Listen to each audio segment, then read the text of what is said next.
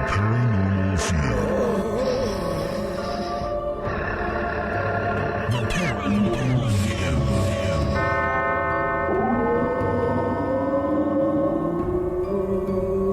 The Paranormal View. Time now for the Paranormal View. The Paranormal View on the Para X Radio Network. The Paranormal View. Welcome, everybody, to the Paranormal View right here on the Para X Radio Network. I want to thank everybody for being here listening tonight, and we should have a great show tonight. I do want to take a minute and let everybody know that last week Para X itself was down, and we could not do our show live. However, we did still do our show, and we recorded it, and you can go to the on-demand show and listen to it.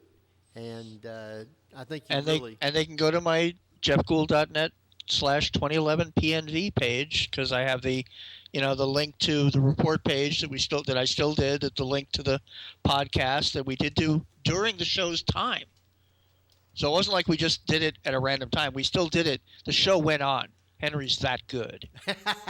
Yes, so you will be able to hear it, and we had a great guest, Mark Phillips, on. So please do take time and listen to it. You might even want to try and be on an episode of my ghost story. So on A&A Biography. And I want to thank those that are listening tonight from around the world, no matter where you're at. If you're not here with us in the chat room, come over to para-x.com and join in the chat room, and you will have a great time with all these other wonderful people that's in here.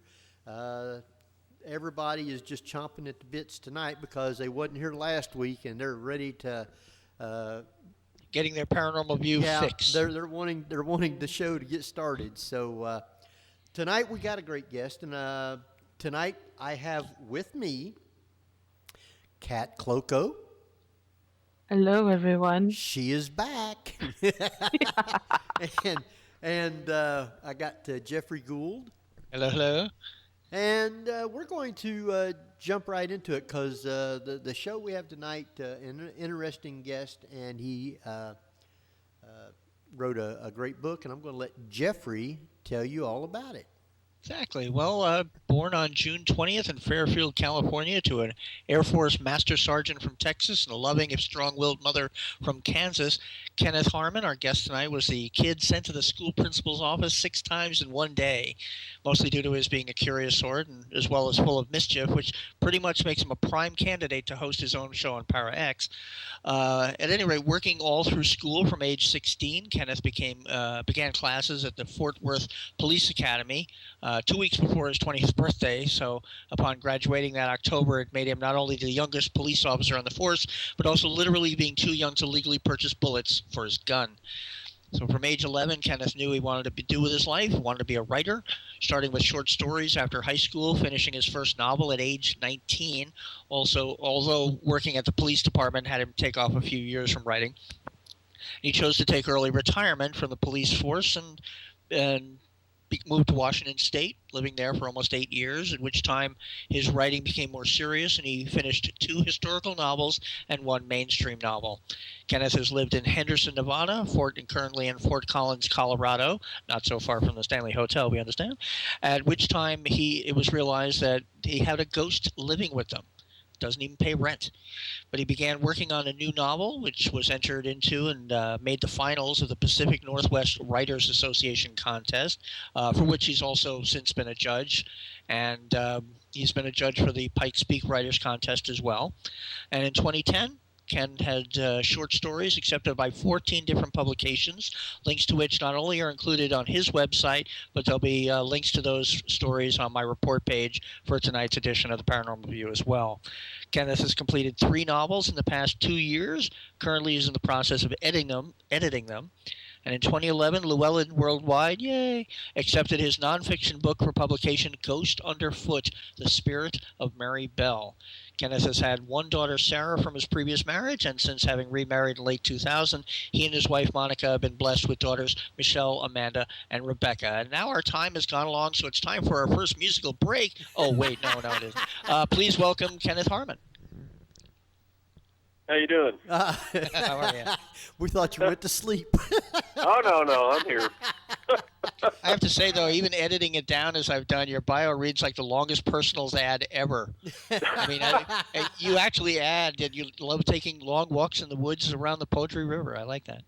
Oh, I know. Well, everybody told me when I put that up on the website to put a long bio, because they said the people around here say, we don't know anything about you, so put something up on the internet. I said, okay. So that's why I did that. Well, when did you first get started into the paranormal? Was that making contact with the ghost in the house, or was you into it before then? Well, we moved into the house in July of '04, and right after we moved in, we started having some, kind of strange things happening that we noticed. First, with our dog, she would, for example, be asleep in a room and just jump up and run out of the room as fast as she could. She sleeps with my oldest daughter in her room, and one night Sarah woke up and she looked over, and our dog Rosie was standing at the end of the bed, growling at her closed bedroom door, and she tried to get her to come up. Sarah did by her, and Rosie wouldn't. She ran, hid under the bed, and would not come back out. Another time she ran up the stairs. Sarah was calling her. She's in her open doorway. And Rosie ran up the stairs, and she stopped at the top stair and would not cross the landing like 4 feet over to Sarah. She just hunkered down and would not cross. So she had to go and pick her up. And then Sarah started telling us almost immediately that she felt like somebody was watching her, especially when she went to bed at night. And then she had friends who came over, and as soon as they would walk in the house, they would tell her, I sense a presence here in this house. So that started in '04, but things really kicked into gear after we went to the Stanley Hotel in '07. My sister came down for a visit with her family, and they wanted to go on the ghost tour. So we went with them, and, for the first hour of the tour, I didn't really experience a lot, but as we were walking up to the fourth floor, the guide was telling us that it was the most haunted floor in the hotel, and as soon as I stepped onto the floor, it felt like the air pressure changed and just closed in around me, and I got this massive headache. And after the guide left, I was checking with other people in our group, and there was several adults who all had physical symptoms from headaches, nausea, shortness of breath, and it all happened as soon as we stepped on the fourth floor, and for each of us, as soon as we stepped off the floor, they were gone. After that, I didn't take my camera with me. I should have, but I didn't. So when I got home, I decided to take some pictures around the house, and in one of them, I captured this ball of light floating in the air behind my daughter, Amanda, and that's when things really started, because I started taking pictures that night. I had my daughter, Michelle, I'd have her turn out the light, and I would snap a picture in the kitchen, and I have one of this really solid-looking orb. It's very white and solid, and it appears to be moving down toward the kitchen floor, and things just accelerated from there. I started using my my video camera, has a night shot feature. I started using it about 3 nights later and started capturing orbs moving around, floating around in the kitchen, and from that point, things just took off. We tried to reach out and actually communicate with this spirit and find out what was happening, and I just was filming and doing that, and I would generally film about 1 to 3, capture about 1 to 3 of these orbs per night.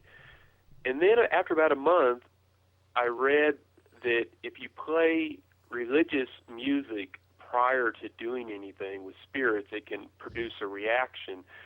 So I downloaded some hymns into my iPod, and I played them for just a few minutes, and that night I had to, 1 to 3 orbs again. I did it the next night, but I played the music for about an hour before I did any filming. And what I would always do is we'd sit downstairs for about 10 or 15 minutes, and sometimes it was just me and my daughter, Michelle. And then we'd go upstairs, and I'd leave the camera running until I knew the film had ran out, and then I'd go back downstairs.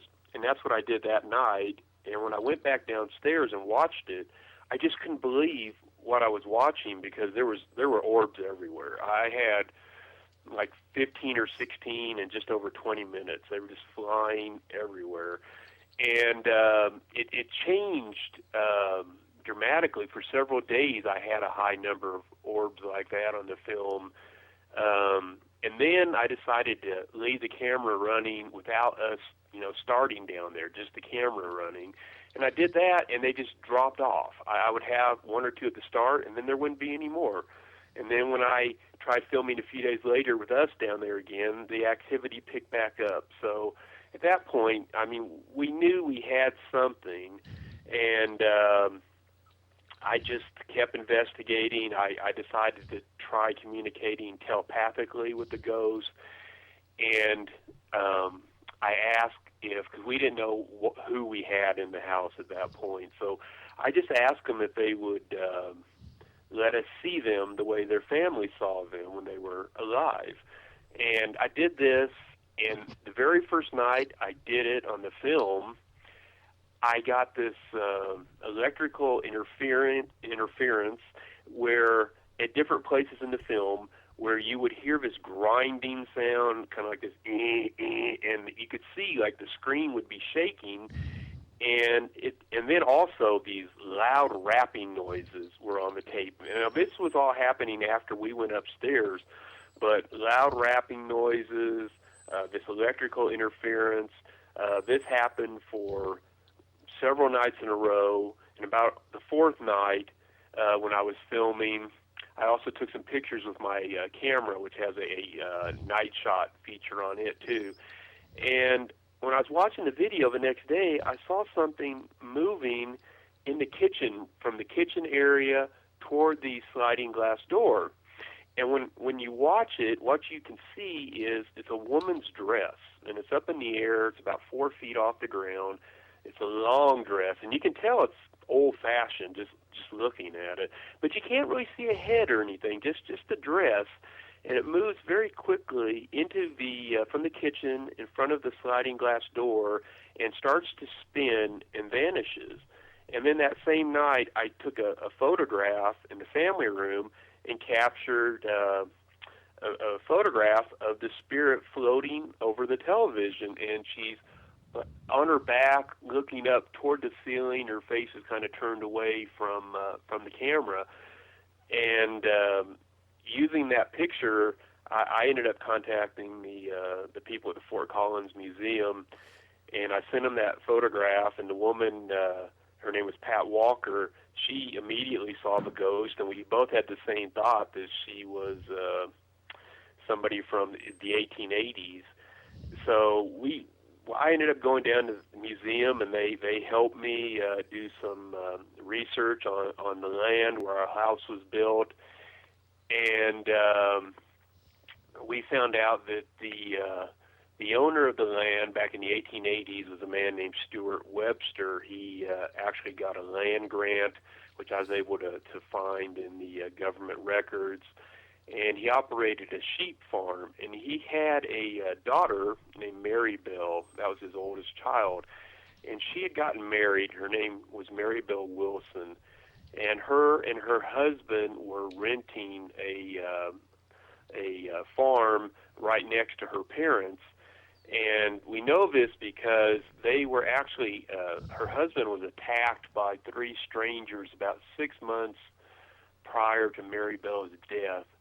And there was an article in the paper, and it even had a map that showed her house where she was at and her parents' house, because her husband took her and their daughter, Leona, who was about 2 years old, down over to her parents' house after the attack.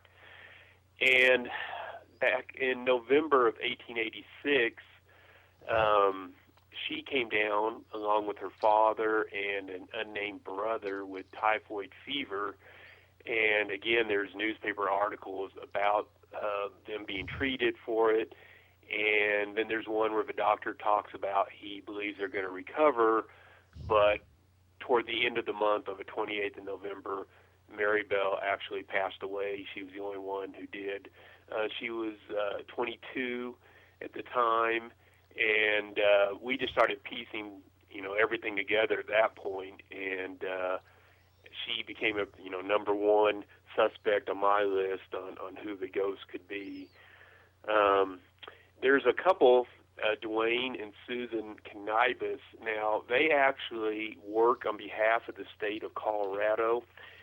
They're part of a project that goes around using dowsing rods to find pioneer graves, and they've been very successful. They've found over 160 in Laramie County here. In fact, some of them they found were less than a mile from the house where we were at the time. And they came out to our house and using the dowsing rods actually found a spot in one corner of our backyard that reacted to the rods. And Dwayne had a way of communicating to, and he didn't exactly know how it worked, but he said you could communicate with the energy from the grave, that's what he called it, and it would answer questions for you, and he showed us how to do it. And he said it was a grave that was over 100 years old, and it belonged to a woman. And then he left us some of these dowsing rods and showed us how to use them. And the next day in the house, I actually tried, and they did move for me, and he told me to ask yes or no questions, just using my mind, which I did. And once I started doing that, the ghost identified itself as Mary Bell. And since then, there's been 7 other adults who have actually come into the house and have used the rods, and they all say that they were able to communicate with her. So anyway, at that point, we knew who the ghost was, and everything really changed for us, because prior to knowing who it was, there's a little apprehension. You just don't know what you're dealing with. And we had different things happen. One night, around our house, I'm normally the first one out of bed and the last one to go to bed. But that night, I was really tired, so I went to bed, and I put the video camera up behind me on the headboard. We have a long, flat headboard, put on night shot, filming out into the room. And I've been laying there trying to go to sleep for about 4 minutes, and my daughter Amanda came in, so I got up and I shooed her out, and I laid back down. About 4 minutes later, I heard this knock on the headboard right near my head, and I just froze. I just held my breath, and I'm laying there, and I could feel somebody get up on my wife's side of the bed, but I knew I was in there by myself, and I could feel this presence moving slowly toward me, getting closer and closer. And when it finally reached me, I felt this weight settle over my legs, especially the bottom part of my legs, from about mid-thigh down. And it lasted, this pressure, for about 40, 45 seconds before it went away. Now, after this, I watched the video, and as soon as I climb into bed, orbs start flying above the bed. And when my daughter comes in, and they stop, the orbs stop, and then I shoo her out of the room, and I get back in bed, and then the orbs start up again. And then about 8 minutes into the tape, one flies past me, and you can hear the knock on the headboard. So that's just one of many things we had happen. We had photographs get thrown off the wall on 2 consecutive nights. We had the phone taken off its cradle one night when upstairs in the master bedroom, and that's actually captured on video too. Just a lot of things happened to us. We got to where telepathically I could ask Mary Bell to do things like pose for pictures, or one night I asked her to let me take a picture of my daughter Michelle in the family room, and I had the lights out. I was filming with my video camera, actually, a night shot, and within just a few seconds, this small white, I'm going to call it a cloud. It wasn't an orb shape. It's about probably 6 inches tall, I'm guessing, but it appears up in the corner of the ceiling, and it moves very rapidly down in front of Michelle, spins around, goes a little bit further past her, spins again, and then flies up toward the ceiling and vanishes. And, after that, I started capturing a lot of things downstairs in the family room, especially when the kids were around. And I'm assuming that is because Mary Bell was attracted to the girls because, she had such a young daughter when she died. We moved from that house in 2010, and to be honest with you, I thought Mary Bell would stay behind with the house, but she has actually followed us over to this house we're in now. She does stuff like knocks on doors, opens doors. She opened my oldest daughter's door 2 or 3 weeks ago. One night she was sitting in her room on the computer, and she heard the door handle start to turn. And then she turned around to look, and then the door swung open, and she could see there was no one there, and she jumped up to investigate, and there was no one around. And the only other people, I was downstairs, and my wife was up in our room with the other my other daughters. They were watching TV, and none of them had come out. So we have stuff like that all the time, doors opening. One afternoon I was walking into the office, and I heard something hit the floor, and I have 2 television remote controls that were up on my desk, and they were down on the ground. And she does stuff just enough to let us know that she's still here. I mean, we capture. I haven't been doing a real investigation, but we have sat down and reached out to her a few times since we've been here, and we always get a lot of activity, a lot of orbs, the small clouds like we had before flying around and things like that. So, yeah, she's definitely followed us over here, and she'll probably continue to follow us wherever we go. We have, you've done answered about a whole page of my questions, but. Oh, yeah. Sorry about that. That's all right. No, that's fine.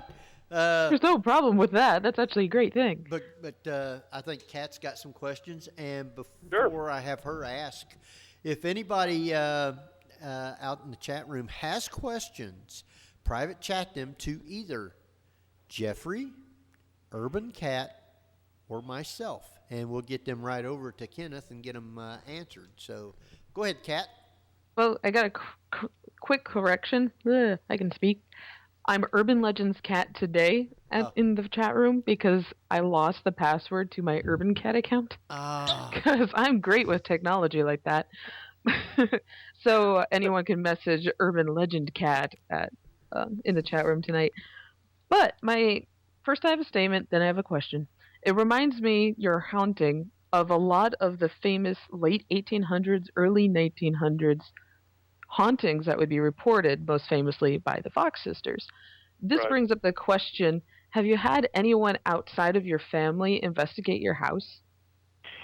I haven't. I've considered it.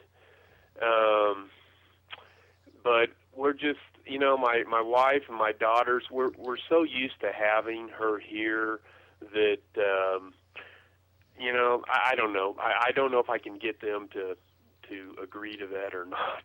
I've considered it, though.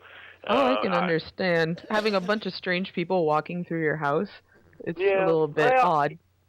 I mean, I would, I'm open to it. I just haven't, I just haven't made that kind of commitment yet. I mean, the same thing, I've had people tell me, well, have you considered having a psychic come in to see if they can help Mary Bell cross over? And my answer to that is, well, I have considered it, but, so much when it comes to the paranormal is just, is based on theory. We just don't know. True. And crossing over is one of the theories. We don't really know what happens to a spirit. Does it cross over? I just don't know. I'm assuming they do. That's what, the common belief is, but we just don't know. And unfortunately, we just don't have the technology at this time that's going to let us, prove a lot of these theories. Now, there's been so many advances in the last 20 years when it comes to paranormal investigations and with cameras and night shot and infrared and capturing the EVPs and everything. There's a lot happening, but we're almost at the point now we need to have some new technologies developed that's going to allow us as investigators to take it to the next level. So, but to answer your question in a shorter version, I have considered it, and I haven't closed the door to that possibility. I'm just going to have to, I'd have to get my family to sign off on that, though. Well, you have a family meeting and just say, well, then you realize that you're outnumbered by all the women. Yes, I am. That is a fact. And, the funny thing is, when I wrote the book, I kind of gave the impression that, which is my fault, that when we first found out about Mary Bell after the Stanley, because, like I said, we had things happen in 2004, but it wasn't until 2007 and we started taking the pictures and things really started picking up. But even at that point, I mentioned in the book that there was some unease in the house, but that was really more with myself, my wife, and my oldest daughter, and really more me and my wife than anybody. My youngest daughters, they weren't upset by it at all. They never were afraid of the ghost. And I also kind of gave the impression, because I've had some people who have come back at me saying, oh, you shouldn't have got your kids involved and you shouldn't have exposed them to this. But, my argument there is, I wasn't real. First off, knowledge is important, and they need to know. I don't see any reason to hide this from them. We had no reason to believe that whatever spirit we had in the house was evil, was anything that was going to cause us any harm. We'd been there already for several years, and you can't shelter them from it, because the ghost goes throughout the house, and there was a chance that they were going to have an encounter with the ghost the same way my oldest daughter did. So they needed to know about it, but, I talk in the book how we started doing what we called, some people call them seances, we just called them communications, where we would sit downstairs for a few minutes and film and ask questions, but very quickly within a few days, it generally was either just myself or my daughter Michelle sometimes would sit down there with me. But my youngest daughters, after a very short time, they would just go upstairs. They weren't really part of that. But some people have suggested I was also mean to the ghost by asking the ghost questions, which I don't quite understand that one. But I don't see that. I told my wife I'm going to get a T-shirt made that says I'm mean to children and ghosts. Well, now, the ghosts that are there, is it just the one ghost that you know of, or was there more? Well, that's a good question. The whole thing, I know orbs are very controversial, and there's a lot of debate about orbs. But the thing is, I had an experience where I actually saw one, and down in my kitchen one night, and it didn't randomly just fly by. It appeared in front of me. I had all the lights on and hovered for about 2 seconds, and then it vanished, and I turned to my right, and it was there again for about 2 more seconds, and then it vanished again. And I got a good look at this thing. I mean, it was a slightly smaller than a tennis ball, brown, kind of a light brown color with darker brown swirls through it. The outside was ringed in kind of a royal blue color, and it was very glossy, kind of wet looking. So I've actually seen one of these things. I know there's something to it, and people have theorized that the spirit leaves our body in the form of an orb for hundreds of years. William Blake, he gave an account, and I don't know how he knew this, but he talked about the energy in the body gathering into the form of an orb where it merges with the soul and leaving through the top of the head. And this was back in like 1700 when he came up with this. And I believe he was correct. I do believe that's what happens. So, you know, yeah, I've had a lot of stuff like that happen. But to answer your question, that one orb that appeared in front of me seemed to be the spirit of one person. The funny thing is, though, I have videos where I would have just multiple orbs flying around. For 3 nights in December of '07, I filmed in the master bedroom, and I would be filming. I put the camera on, and my family was, my wife was already in bed, and I'd sit the camera up, film, I'd go use the restroom, and then I'd come back and get in bed. And when you watch the tape, if you could watch the entire thing, there's really no activity happening. But then when I come out and get in bed, then orbs just start flying all around the room. And I mean multiple orbs. I'm talking 30, 40 orbs in just a few minutes, sometimes several at once in all directions. And that happened for 3 nights, and then it stopped. That activity just stopped. It wasn't that heavy anymore.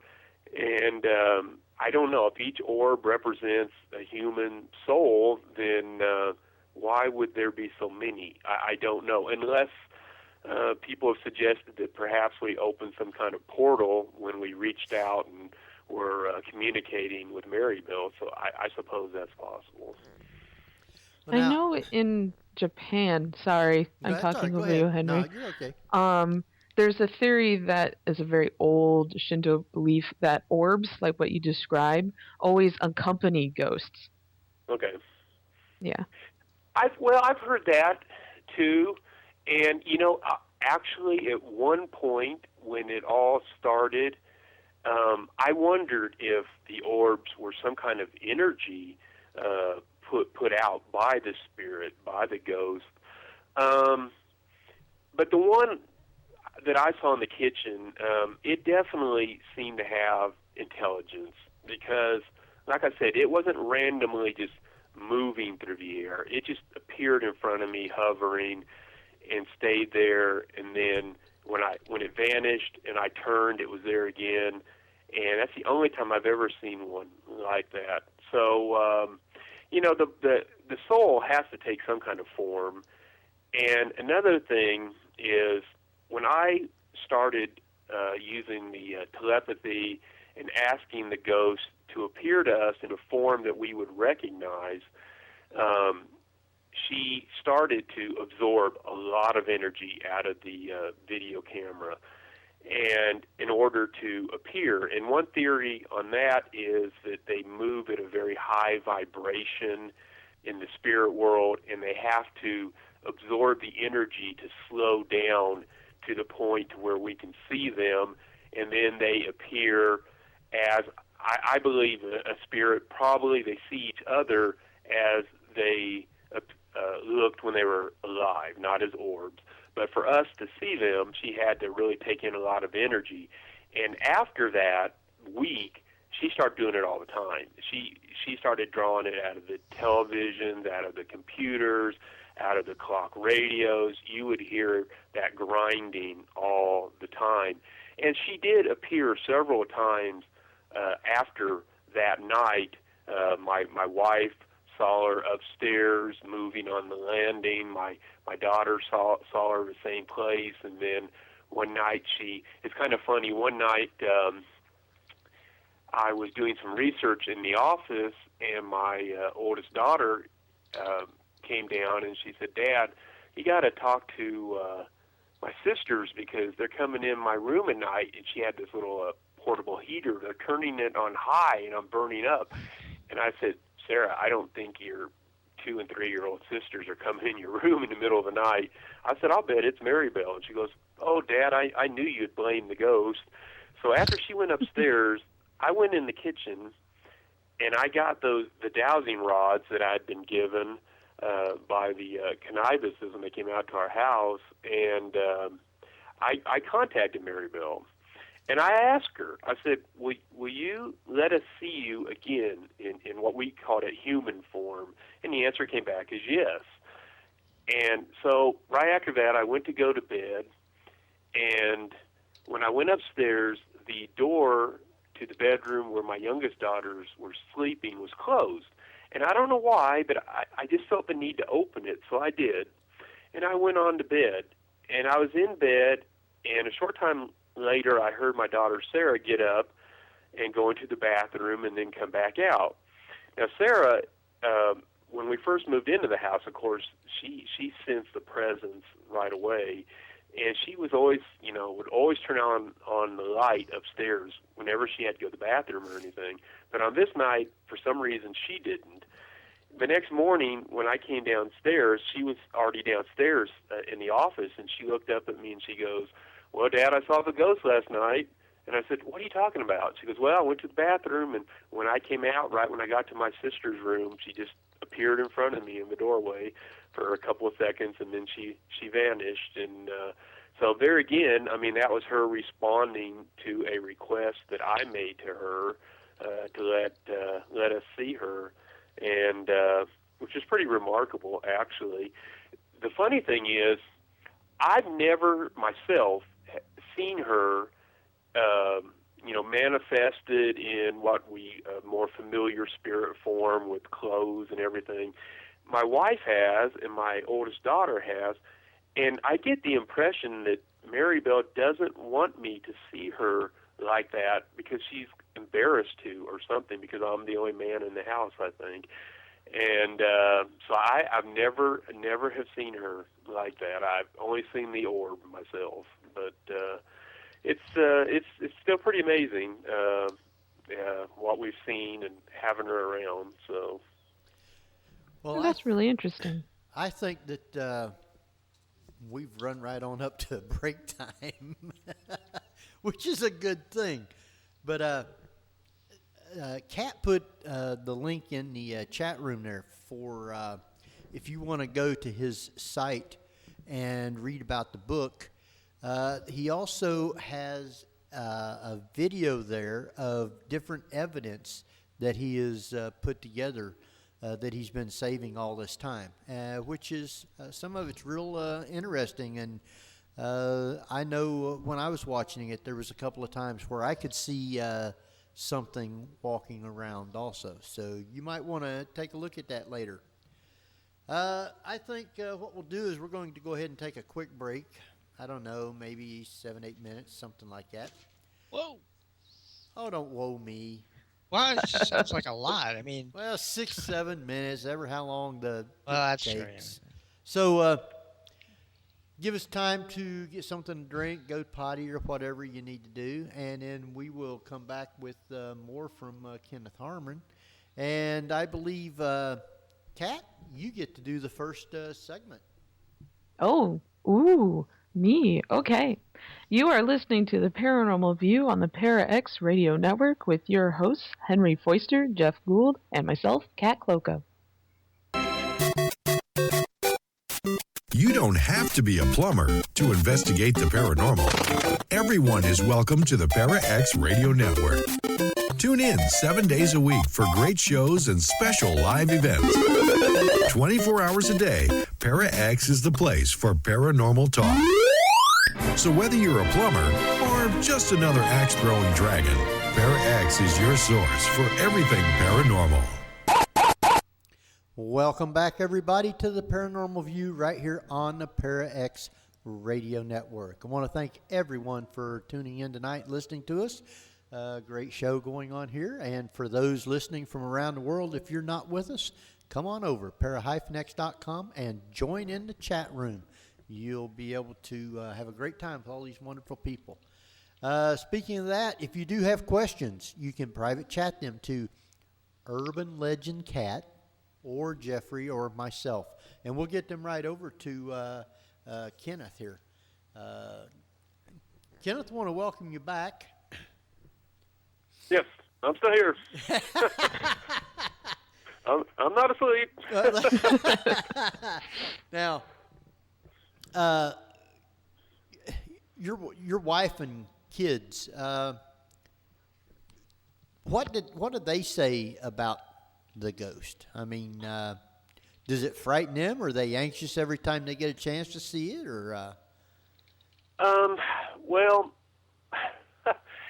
like I said, when things first started coming together after our trip to the Stanley, when I started taking photographs and the video, and we knew we had something in the house. My wife, she was probably the most frightened, but I don't know if frightened is the best word to describe it. I know that I can remember the night she first saw the ghost. It was the night before Halloween, and I was downstairs in the kitchen, and she came tearing into the kitchen. She said, "Oh, just upstairs. I went to check on Michelle, and I saw this little white figure zipping through the across the landing into the kids' room." And I went in there to check, and I thought, well, was that Michelle? But there was nobody in the kids' room, and it was dark. So I went on in our bedroom, and Michelle was in there brushing her teeth in the bathroom, and her arms were just, covered in goosebumps. So, yeah, well, she was, she had experiences, and she has seen things that I didn't see. For example, when this all first started shortly after we got back from the Stanley, we were sitting down to, we were actually watching the movie Zodiac, and it was just starting, and he was coming up to the car to kill his first victims, and all of a sudden she jumps up, she's sitting on the couch, she said, "Who's that?" And I said, "What are you talking about?" She said, "I just saw somebody there in the hall." And she went into our hall, you could see the office, and we had a desk, and my oldest daughter was sitting there, and she went and asked her, did you get up, come into the hall? And Sarah said, "No, I was, sitting here at the desk the whole time." And then she described this person. It was, a black shape that was about the size of a man, or a height, and she said, but it had a very small head, and it was black, and then it, disappeared. And she saw one of these shadow people another time in our house. So she might be a little more sensitive to the paranormal than I am, but, once we found out who the ghost was, it kind of changed everything at that point. I don't think anybody was, before that, I mean, when it first started, no one really felt comfortable being downstairs by themselves at night. But, it didn't take long for that feeling to pass, and we got to where, we could be downstairs and not really worry about it. And nowadays, we're not afraid anymore. And the little kids, they never really were that afraid. I think little kids, that's one reason we talked to them right from the start and explain what was happening and to the best of our ability, and kind of involve them in it rather than hide it from them. And they very quickly adapted to it and weren't afraid. I mean, they had instances where, like, Mary Bell would knock on their door, and they would open it, and there'd be nobody there, things like that. And they weren't really frightened by it. They just, they've gotten used to it. So, well, now, you've moved from that house, and you Yes. say the spirit followed you. But Yes. before you moved, you went to the Stanley. Do you think something from the Stanley may have come back with you? That was something I considered at first. I tried to do some research on the Stanley and deaths at the Stanley, and I wasn't really finding out much. I actually consulted with a professor here in the area who wrote a couple books about the ghost of the Estes Valley and talked about the Stanley. And even she told me that there just isn't much information on, the Stanley. I mean, other than the well-known ghosts who are there, there isn't much about any kind of ghost, or especially women ghost at the Stanley. So, I did consider it, but we quickly moved past that. Once the Fort Collins Museum people got involved, and some local historians got involved and helped me. Once I started really digging into the history of the land and where our house was built, that's when we moved in the direction toward Maryville at that point. But to answer your question, I do believe I guess it would be possible for a ghost from the Stanley to attach itself to, people who come there. I don't know why they would want to. In our case, I'm assuming that the reason Marybelle followed us is because, there's no surviving structure for her to be attached to where we first lived, because it was a new house. It had never been lived in. All the structures that she had lived in were long gone.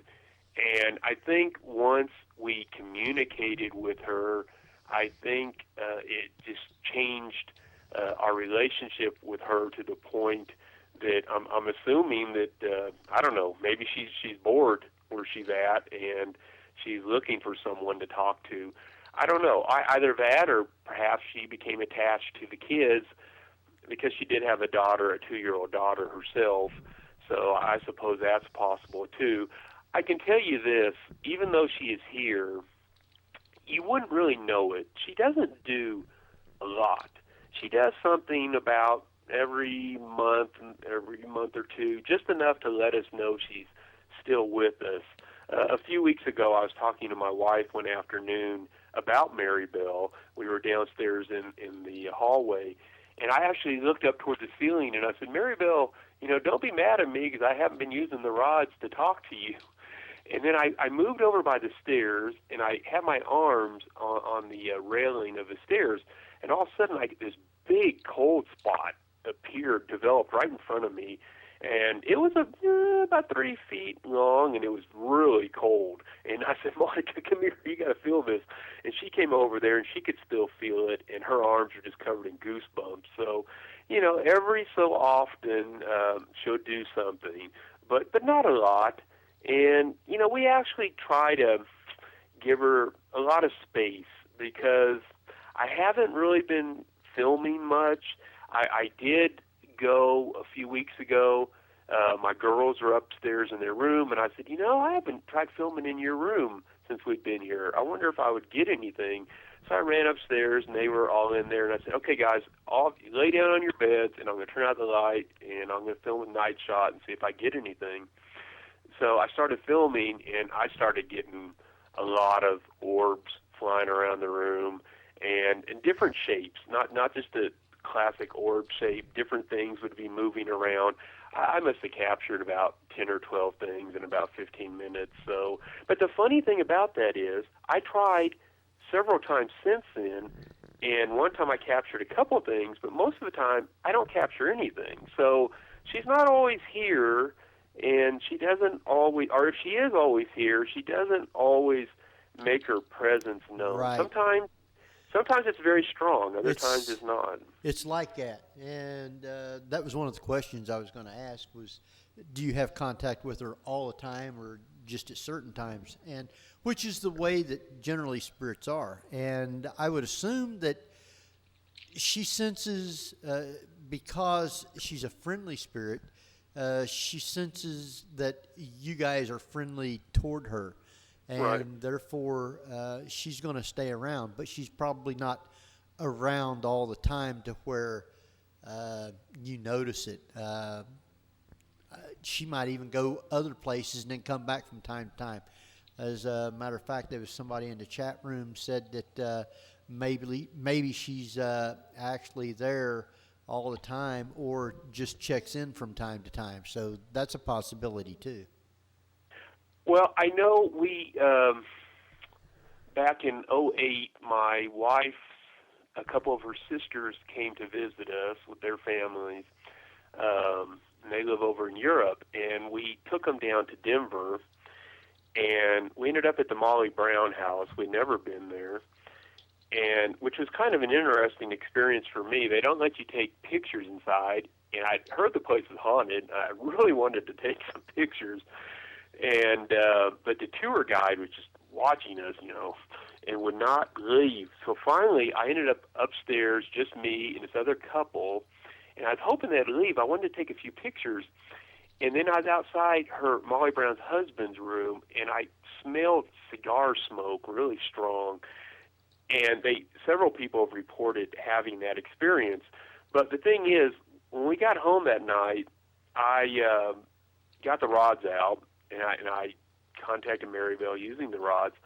And I found out that she actually came down to Denver with us. I mean, I asked her questions about places we had gone, and she knew everywhere we'd gone.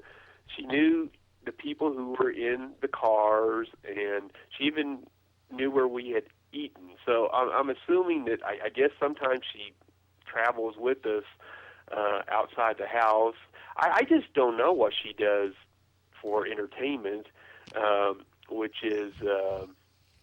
I mean, I told my wife I hate to think that she spends the afterlife just watching us. How boring could that be for her? But it's your own reality show. Yeah. Yeah, almost. I mean, almost. A silly question: is this Molly Brown the unsinkable Molly Brown? Yes. Yeah. Oh, Yeah. okay. Yeah. And so I just don't know as far as her being here all the time. Now, if I get the rods out, I can make a connection with her almost instantly every time here in this house. But as far as doing anything or getting her anything to show up on film, that's kind of hit and miss. I mean, sometimes she will, sometimes she doesn't. And she just, doesn't make her presence known as much. Now, I will add this, though. At the other house, in the 3 years we were there prior to going to the Stanley, before I started a big investigation and reaching out to her all the time and taking pictures and videoing, it was the same thing. She made her presence known to us, but not a lot, just occasionally. Once I reached out, we had a lot of things happen at that point, but not until then. And I do believe the same thing would be true here. If we went back to trying to communicate with her as a family all the time, I think the level of activity in the house would increase. But right now we're not doing it, and so she just doesn't do much. So now, your wife, she's from a different country, right? yes, What she's from Indonesia. What does she seem to think of actual ghosts being around?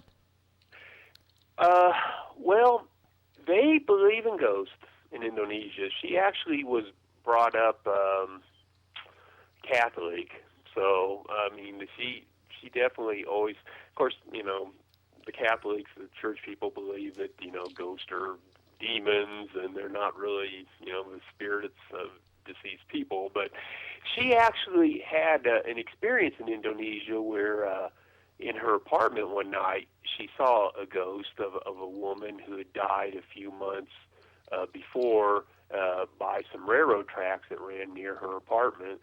So she, like I said, she seems to I don't know if she's more sensitive or just like my oldest daughter, she sees more than I do. I mean, I have a lot of experiences. I've had a lot of things happen, but as far as I mean, they've seen more as far as a traditional, what you think of as a ghost, spirit manifested, looking like a person. They've seen that more. I haven't seen that with Mary Bell myself. I've just seen the orb.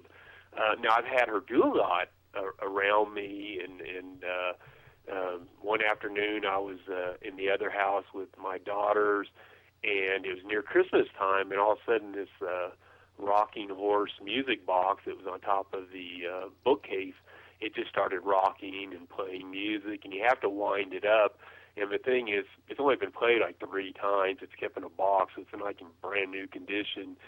And I knew it wasn't stuck or anything, and that thing was rocking and playing music. And, and another time I was on the phone with my brother, and I was downstairs in the family room with the lights on, and all of a sudden, in the air, I would see these little flashes of silver light, almost like looked like something electrical. It was just like a charge. It just like, and they would move all throughout the living room, appearing randomly in the air, sometimes high, sometimes low. And that was the only time I ever saw that, but that happened one night, and I'm just assuming that was probably her moving around, and maybe she had taken in an excessive amount of energy, and some of it was released or something. But just different things like that. But my wife, she's definitely open to the possibility of ghosts. We're not really frightened by them anymore. I mean, after you live with one a while, after you have one lay down on you in the bed, which I had happen actually several times with Mary Bell, you get pretty used to it. I do have a question for you, Kenneth. Have you ever asked Mary Bell about her family? Whatever happened to them? I have. I asked her several questions about her family, and her response is, she indicates that she still sees them, but I don't get the impression that they're with her all the time. So I'm not really sure how that would work. That's the thing. When it comes to any kind of paranormal study, you just don't know. It's all based on theory, and I wish I had some way of having her just appear to where I could have her sit down and we could do an interview for you, and I could film it. We could ask her, a lot of questions, but I just don't. And unfortunately, when you use the rods, you're restricted to yes and no type questions. So sometimes the answers she gave seemed kind of confusing, but she definitely did indicate that she did see her family still. And she even told me once that sometimes she went back to her body still to rest. I thought that was interesting, too. That is.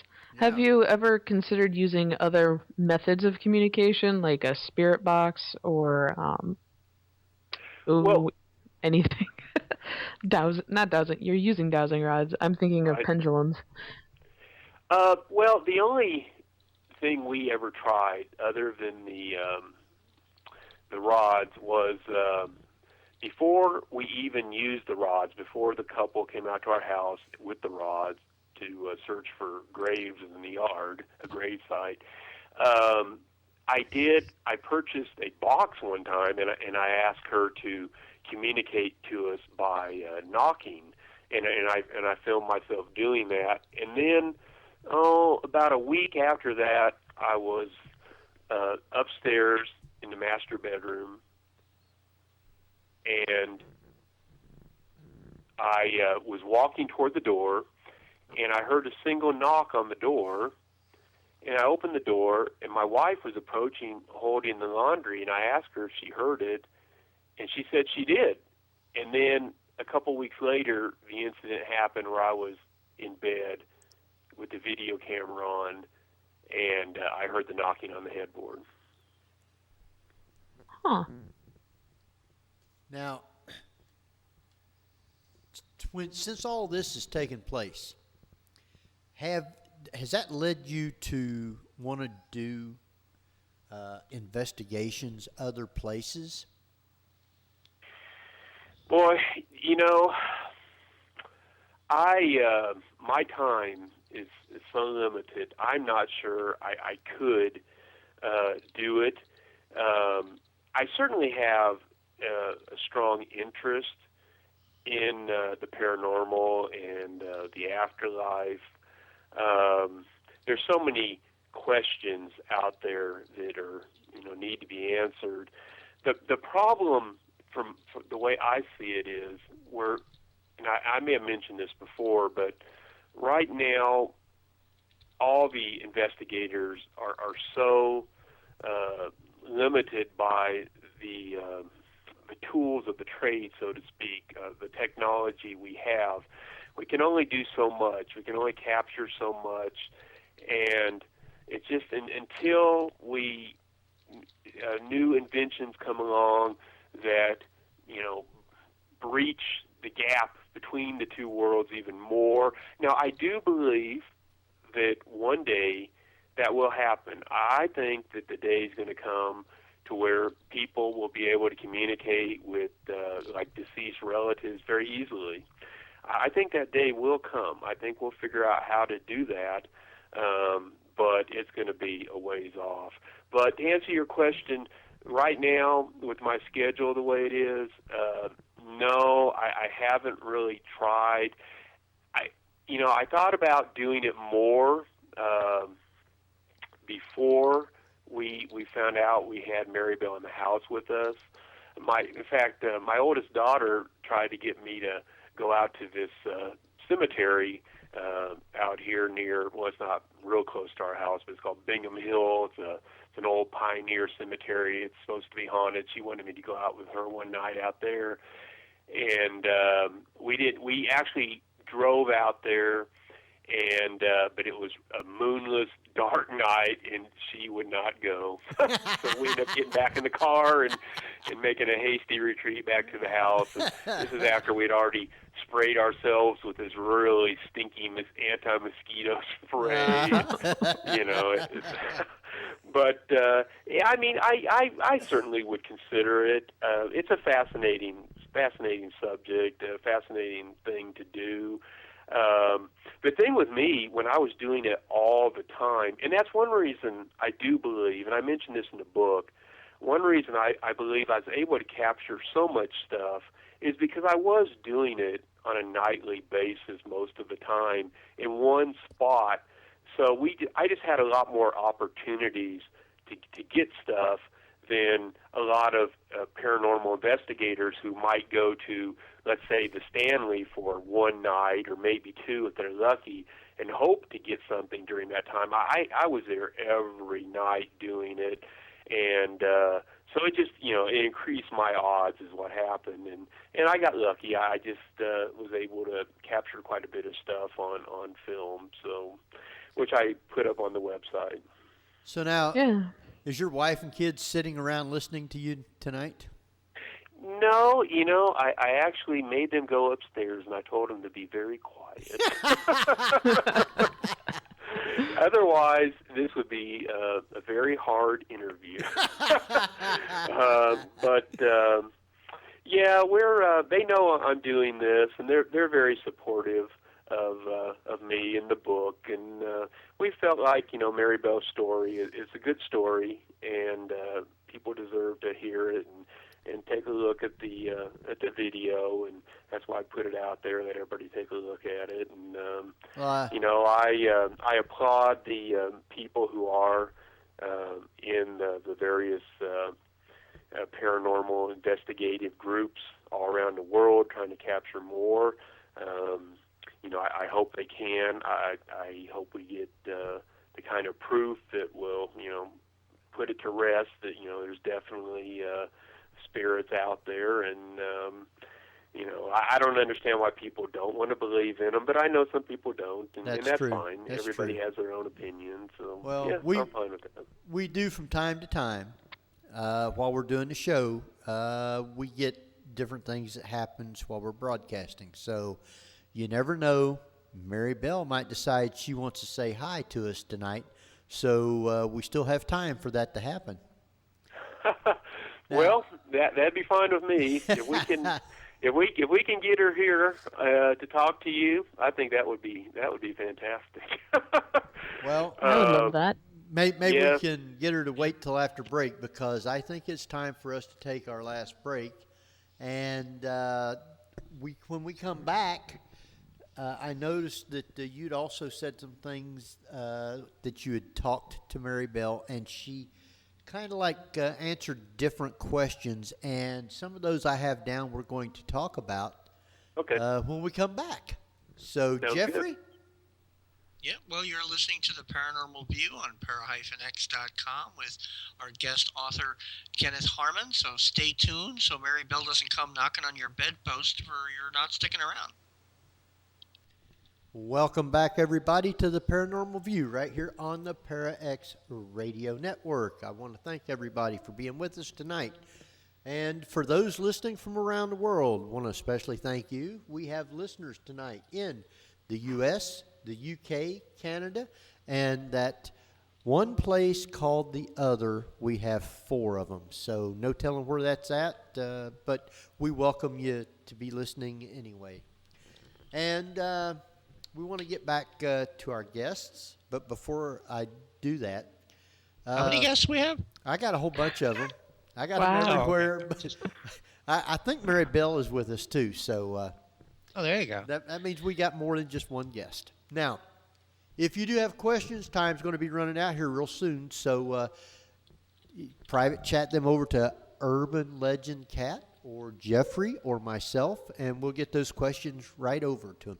But do private chat them to us, because if you just put them up in the chat room, sometimes it goes by too fast. We can't read them or catch them. So private chat them, and we'll get them right over to him. So I want to welcome back Kenneth. Yes. And I know you're not sleeping or you haven't left. No. I'm still here. As a matter of fact, speaking of Mary Bell possibly being a guest, Nyla in the chat room, Kenneth, wants to know whether or not you or any of your family has actually heard Mary Bell speak. Any auditory experiences? We had some when we first started the investigation on video, where we asked questions. We actually heard a response, but the voice that we heard sounded more like a man's than a woman's. So we're not really sure what that is all about. Other than that, I'd have to say no. I will say that both my wife and myself at different times in the old house heard like talking. One time I was laying down trying to take a nap in the family room, and I heard voices in the air in front of me. It was kind of like static. It almost sounded like an old-fashioned radio show. And my wife one morning woke up, and she heard people talking downstairs. And so she walked down the stairs, and when she got to the bottom of the stairs, the conversation stopped, and there was, no one else down there. So other than that was it. Now, when you was talking with Mary Bell, you said you'd used telepathy some. Where did you acquire telepathy? I actually just doing my research read that you could do that with spirits, and they would respond to it. I had never tried it before, so I just experimented and tried it. And actually, I had my wife and I believe it was my daughter Michelle. They also tried it before she appeared the first time. And Mary Bell got to where she was pretty good about responding to requests, because when I came back from the museum, a couple of nights after I came back and we knew who she was, we were tucking the kids in bed, and my wife and my daughter Michelle just started talking to Maribel. And they asked her if she would let us see her again, the way her family saw her. They all fell asleep, so I left, and I said, I'm going to sneak downstairs. I haven't taken any pictures with my just camera, not the video camera. So I went and grabbed it, and I put it on night shot, and this was upstairs in the master bedroom. And as I was walking out onto the upstairs landing, I heard the sound of papers being moved in the office below. So I moved to the railing, and I took 3 photographs. And in one of the pictures, and 2 of them you don't see anything, but in one of them, you can make out a spirit in front of the office chair. And the funny thing is, it seems to be putting out a lot of energy because the computer screen is basically almost the same color as the spirit, kind of off greenish color in the picture of the night shot. And because it was on screensaver, so it was already black. But the spirit appears to be looking up at me. And the funny thing is, I had a bunch of my research notes there on the desk, and the one on the very top has a family photograph that the Websters took with Maribel in it, and that seems to be the one she was moving around. Well, maybe she was proofreading. maybe so. Well, now, I noticed when you was talking with her, you said that Maribel answered questions for you, and you noted a few, such as who was Jack the Ripper and about the UFO crash at Roswell. Did she say what it is like after death? I asked her a lot of questions about what she saw, and from what she told me, she sees the world as we see it. She sees the same buildings. She was aware of the technology changes since her time, as far as televisions and movies and so. And that always makes me wonder, what does that mean? I mean, because there's no way I can't tell you. There's no way of knowing for sure. But I've always wondered, does a spirit, do they cross over to a totally different plane, or do they just kind of, come transform into a spirit here in the same place? Because I know that I was talking to a man who has a friend who's a nurse, and they've seen a lot of spirits up at the hospital where she works. But I'm going to assume that they do cross over to another dimension that, and this is just my guess, that's kind of mirrors what they had in life. And in Maribel's case, she describes the world seeing it the way we see it. So I'm assuming that she is either stuck here or, all spirits are here with us all the time, which, I would think if that was the case, you would have even more appearances and a lot more activity. But, but she definitely describes seeing the same things, the streets and the buildings. Her answers came back, but that's the way she sees the world, is the way we see it. So I have to tell you, while I've been sitting here, I keep getting this cold spot right in front of me. So I don't know if it's Maribel or not, but we don't have any the air conditioner or anything running, but it's really gotten cold right here in front of me just in the last minute or so. I told you Maribel's going to talk. It wouldn't. I wish she could. To be honest with you, we'd be welcoming her with open arms, and she could say whatever she wants to. So that stuff like that has happened. Well, if I could get her to talk, I would. Trust me. I'd like for her to be able to tell her own story. I wish she could. I look forward to the day when that will happen, but I have a feeling I'll probably be a spirit by then too. So it won't really matter. Well, now, one of the things that I was wondering, which I'll get to some of the others, but this one here, can she tell you where the Lost Dutchman gold mine is located? Well, I've never tried asking, but I wish she could tell me what the Powerball numbers are going to be in the future. I think everybody wants to know stuff like that. That would be nice, but I don't know. I've never asked her that question. It might be kind of hard to get the coordinates out of her.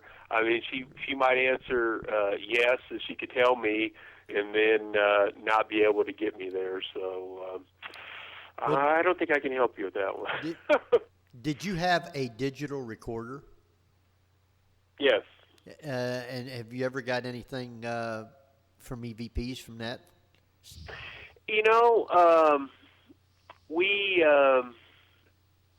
had some later on, but they weren't as clear as the ones at the very start. The ones at first were very clear, and that was just captured by the video camera because, it was so clear. I actually jumped on the phone and called my best friend, and he lives down in Texas, and I had him listen, and he could hear it very distinctly. And then I had called my sister, lives up in Washington State, played it for her, and she could make it out too.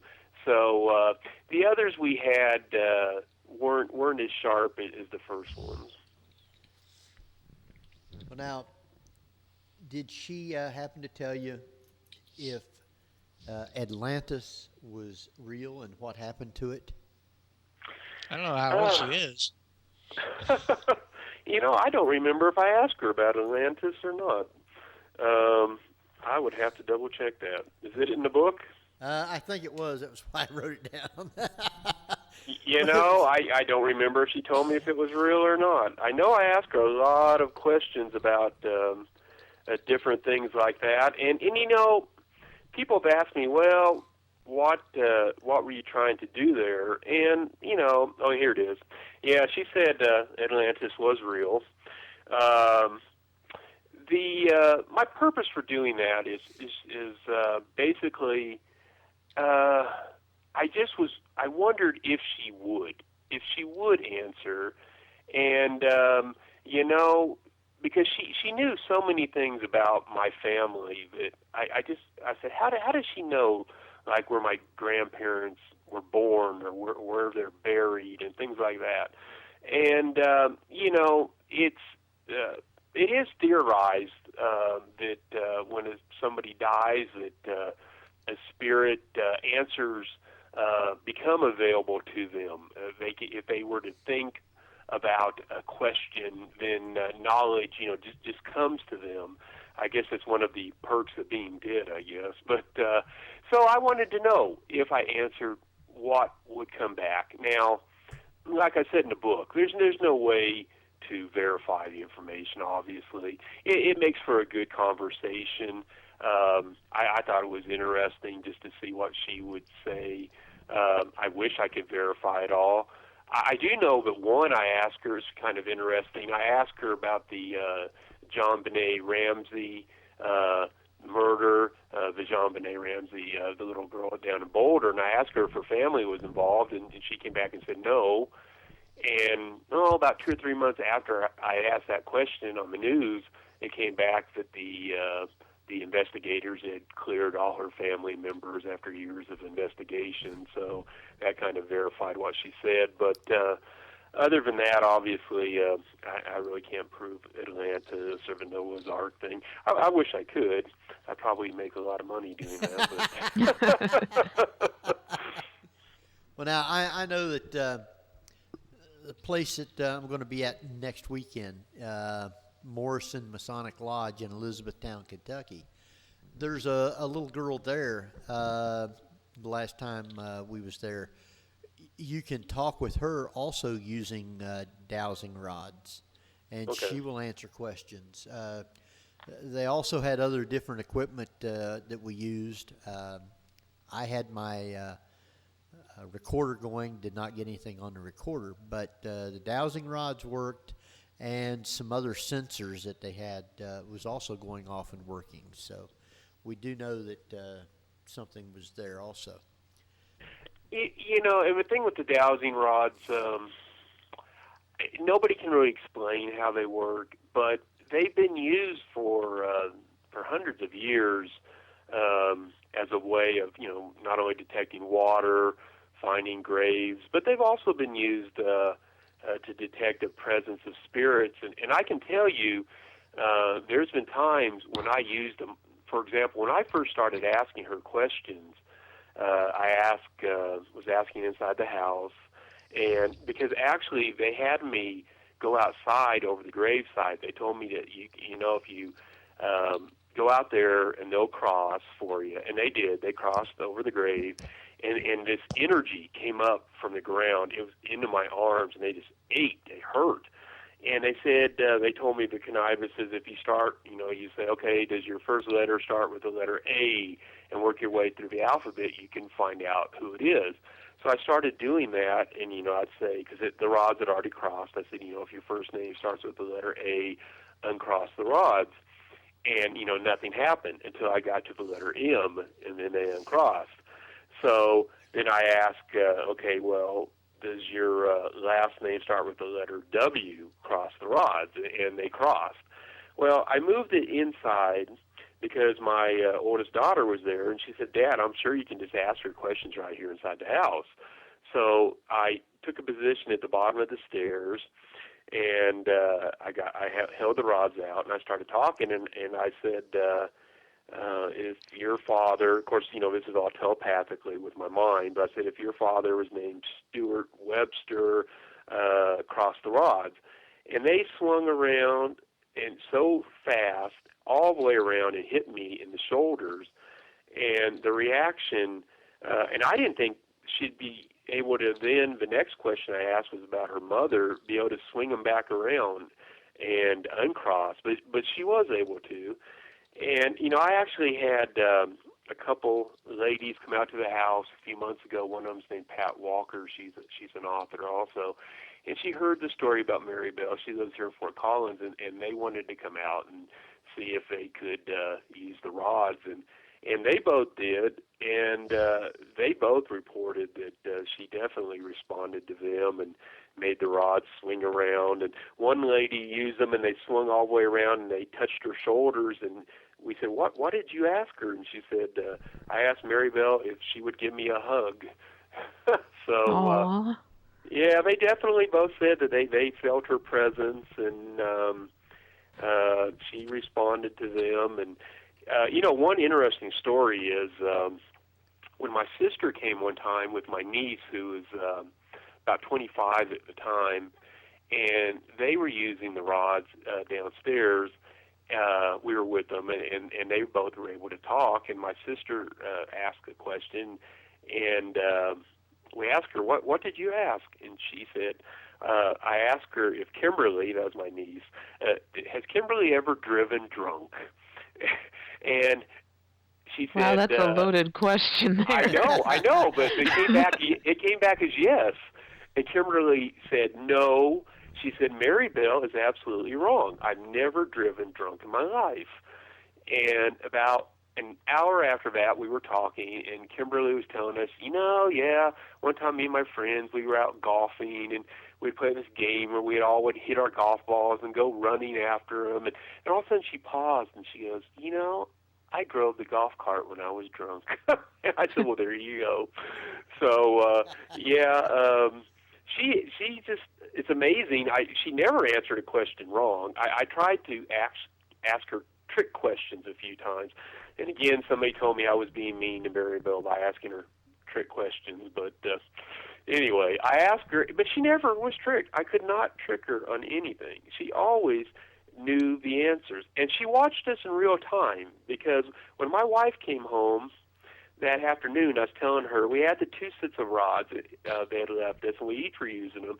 And we were upstairs, and one of my daughters, Rebecca, came running into the master bedroom crying, And I asked Mary Bell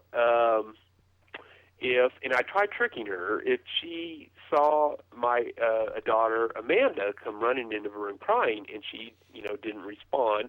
Then I asked if she saw Rebecca, and it was Rebecca, and the rods responded. I mean, I asked her questions about, like, the clothes I was wearing, the color and stuff, and she always would be able to tell me what color shirt I had on, what color pants, what color shoes.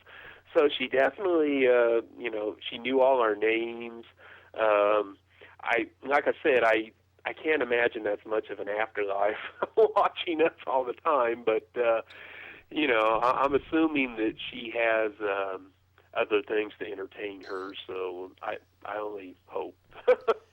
Well, even watching you, I'm sure that she feels connected to you and feels like she's interacting with you, even though she's not actually doing anything, but she feels close enough watching you that she might even feel as part of the family, you might say.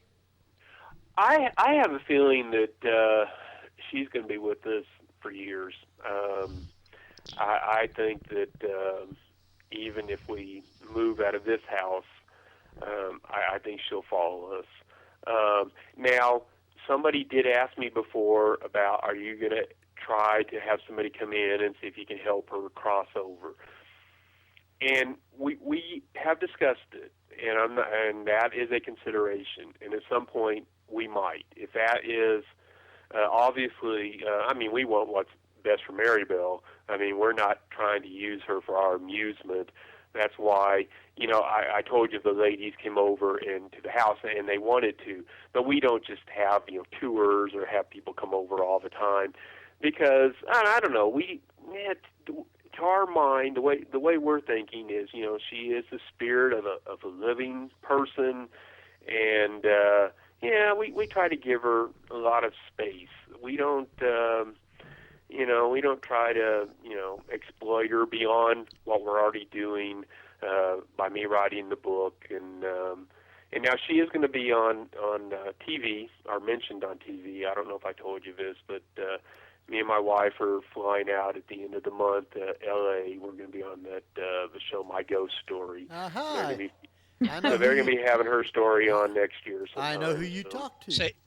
Say hi to Mark Phillips for us. Mark Phillips. Well, I certainly will. Because we had Mark Phillips on last week on our show talking about that. Okay. Yeah. Okay. So. And it's funny, the producer from the show who first contacted me, he watched my video on the computer, and he really liked the video, but he sent me an email, and his name is Gary Bell, and his mom's name is Mary Bell. I thought that was kind of unusual. Wow. So anyway, we'll be flying out to LA on the 27th, and my wife's a little nervous about that, but I told her it'd be all right. Oh yeah, you'll have fun. They'll take you out and do a thing and talk with you and do the show, and he explained all that in our show. So if you go to ParaX and go to the Saturday night shows, go to the Paranormal View, and go to the On Demand, and you can listen to that show from last week. And he tells you everything what they do when they take somebody out there to do that.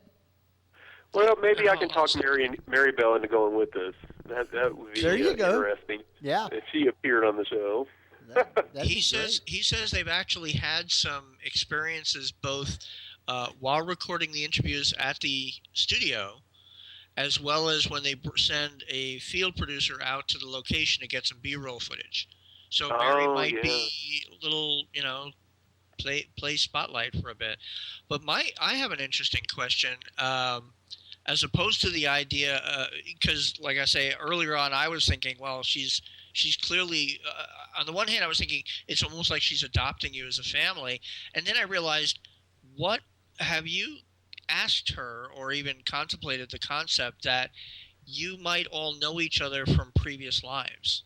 And that's maybe a reason that she likes you so much, because you were all part of a family at one time, and you have come back and she hasn't yet. I suppose that's possible. I haven't asked her that, so I don't know. I mean, I think that I mean that's a possibility. I suppose. She had several brothers. I don't know. Maybe I'm one of her brothers. I know that she was the oldest, but I know her next oldest brother was named Samuel, and he did quite well for himself. There's a really big house, old house here downtown. It's right across the street from the Fort Collins Museum, and it's the Webster House. And he built it like in 1904, and it's really big. It's a lot bigger than the other old Victorian houses around here. They actually used it for a funeral home for a while, and now it's offices. So I know her family definitely has some history here in Fort Collins. Her sister married the man who owned the land across from where our subdivision was, and I know that her children are still alive and here in town. I spoke to them one time on the phone. I don't think I mentioned Marybelle, though. So I don't know how they would react to reading about her in the book, but so it's possible. You never know. We just don't know, and I suppose that is a possibility. That's a great question, Jeff. I think Kat even has some, too. Yeah, I have some more spooky questions. The first is, does your dog Rosie, or if you have a new dog, I do not know, react to Marybelle in your current house? And if you've ever heard from the new owners of your old house, if they think it's haunted. We still have Rosie, and she does still have a lot of reactions. She still does the thing where she'll be laying somewhere and all of a sudden just jump up and tear out of the room. She still does that. She just barks randomly at different things in the house, or will just stand and stare into space, and you say, "What are you looking at, dog?" She just, it's obvious she sees something, but, we just don't know what it is. So she definitely still has, I think, though, for Rosie, once she figured out that we kind of were seeing something ourselves, that it calmed her a little bit. But she still has some reaction. She still gets startled and still runs out of the room and stuff like that. As far as the owners, no, we have not talked to them, and I don't know if I'm going to or not, because everybody's a little different when it comes to ghosts in the house. Oh yeah. For us, it's we've gotten used to her, and it doesn't bother us to have her here at all. But some people just can't handle it. Now, I do believe that when somebody dies, they take their personality with them, and that's why you have investigators getting scratched and pinched and pushed and things like that. So, I mean, if somebody is, a jerk and when they're alive, I think they're going to be a jerk in the afterlife too. We got very fortunate. We had somebody who was, by all accounts, a very gentle person. So for us, it worked out well. But, if we would have had, a different kind of spirit, we would have had definitely a different kind of experience, and we wouldn't have wanted that kind of ghost following us for sure. Oh, I bet not. Well, I think you can tell right away whether you have, I guess, friendly spirits or spirits that are a little more, I don't want to say evil, but ones that like to be a little more loud, you might say. Right. So, right. But, I consider yourself blessed that you have somebody who is around that likes you, and I'm not so sure that spirits are wanting to go somewhere else. To me, once they die, they've already passed over. They're where they're supposed to be. And, I kind of believe that too myself, and I've even asked Marybelle one time with the rods if she knew that she had died, because some people say, well, ghosts don't realize they've died. And I asked her before, and she said she knew that she had died. So, I kind of agree with you on that. I'm not sure where she's in a place where she's not supposed to be. I just don't know. And that's one reason we've hesitated on bringing anybody in. It's like, well, do we really need to? I'm not really sure. So I kind of agree with you on that one. Well, even if you bring people in, if you bring the right people in, you bring people in who's only wanting to talk with them, not try and get them to go somewhere else or try to badger them or anything like that. Hey. People can be respectful to spirits. Right. Well, I think it's important to be. I think that's one reason we have a good relationship with her is because, like I said, other than, we have done some filming and taken some pictures and stuff, but other than that, I mean, we don't, we give her a lot of room. We don't, we don't try to really exploit her or anything. She's here with us, and we know she is, and I suppose if anything, maybe I should get the rods out and talk to her more, I guess. She might be lonely for conversation. There you go. People said I was mean to ghosts. Well, Actually, I had another question. You said earlier that she seems to take the energy out of your appliances. Have you seen your electric bill go up because of this? Oh, that's a good question. She hasn't really done it here in this house. And she only did it at the other house after I started asking her to let us see her. In the 3 years before that, she didn't do it. After I asked her, it happened a lot for a while, all the time. I had an experience where 3 straight mornings I woke up at exactly the same time to the sound of that grinding noise coming from my clock radio beside me. I think it was 6:15 for 3 straight days. So, but she used to all the time. I've only experienced that. One morning I came down to the office early, about 4 or something. I was needed to do some work, and I had that grinding noise in front of me coming out of the computer. But for the most part here, she's not, and the reason I think that it's like that is, we're not really asking her to appear, and I don't think she would. I think she would hesitate to do it anyway, even if we asked her to do it again. I just get the feeling that in her mind, she feels like, hey, I've done it. I did what you needed. I'm here. Why do I need to do it again? Right. Because once she did it, I mean, we saw her several times over the next few months. I have a photograph, and I put it up on the website. It was about a month after she first appeared, and I took a picture in the family room one night with my digital camera. It has a night shot. And in the picture, I took 2. I took one of the bookshelves and then one about a minute later, the same spot. And in the second one, you can make out what appears to be part of a woman's, the bottom part of her skirt or something up in the air, kind of blending into the bookcase.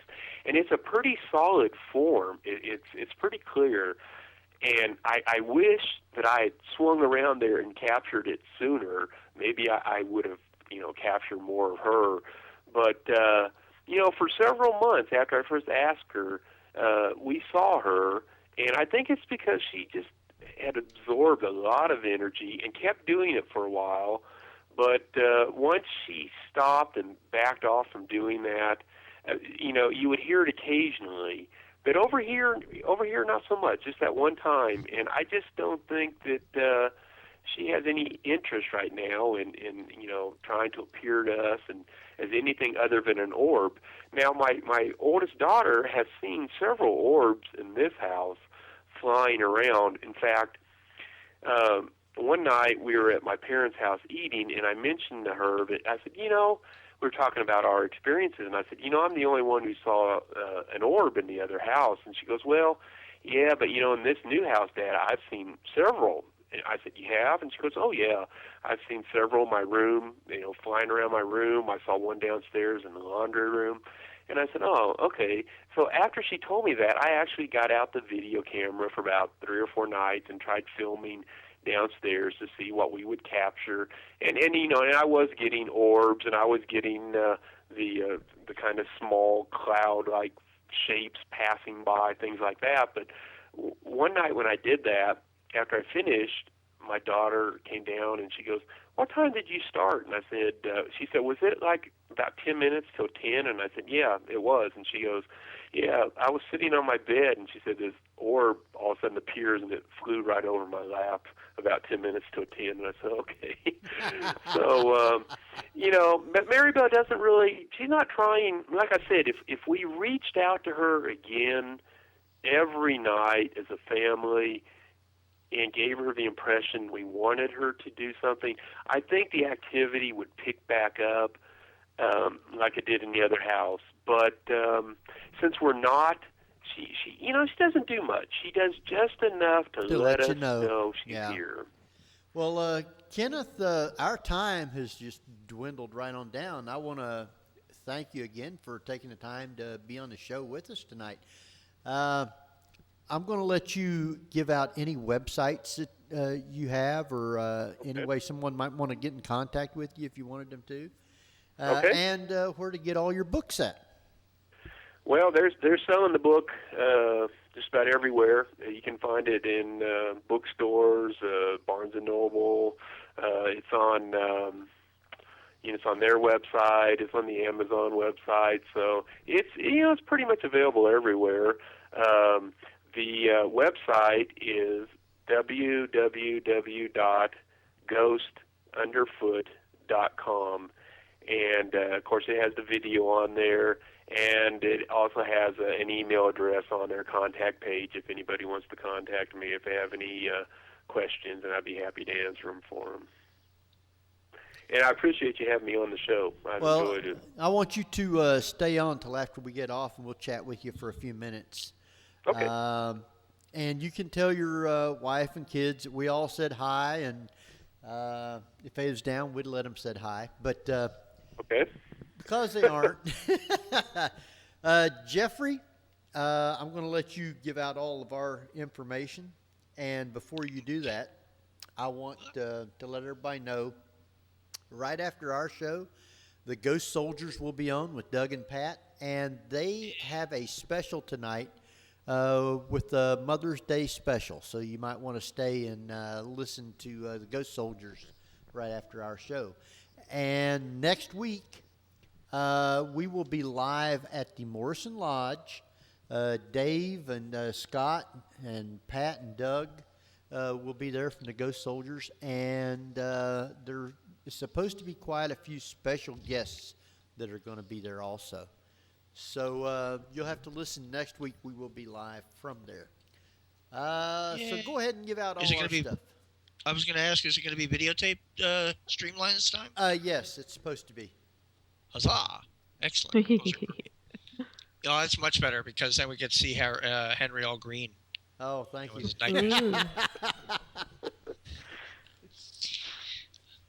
Well, anyway, yes, my website is jeffgould.net, GEOFFGOULD.net, and if you add /2011PNV.htm, that'll take you to my Paranormal View hub on my website, which will you have a choice of listening to all of the previously recorded podcasts of shows we've done since January of 2011.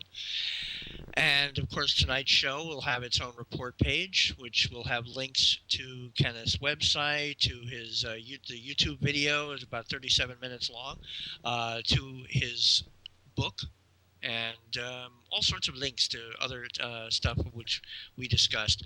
And if you want to have your own Paranormal View paraphernalia or attire and such, you can go to cafepress.com/realbadgershop, all one word.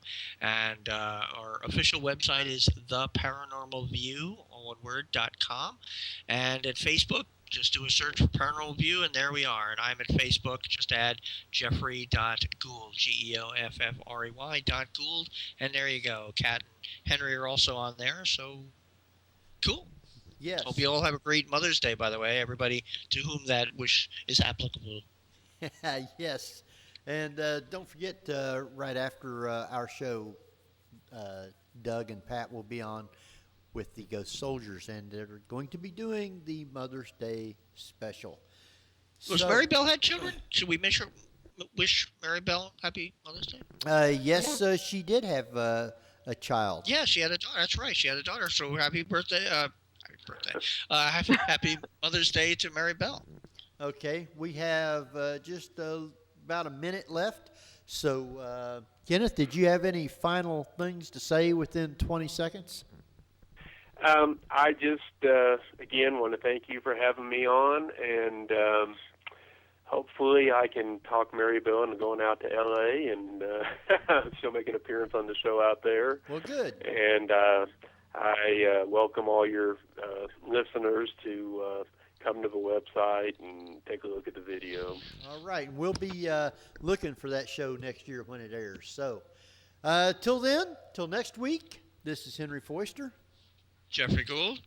And Cat Cloco. And we will see you next week. So stay tuned for the Ghost Soldiers. We're leaving. We're gone. Paranormal View. Come back and visit us again if you dare. You've been listening to the Paranormal View on the Para-X Radio Network. The Paranormal View.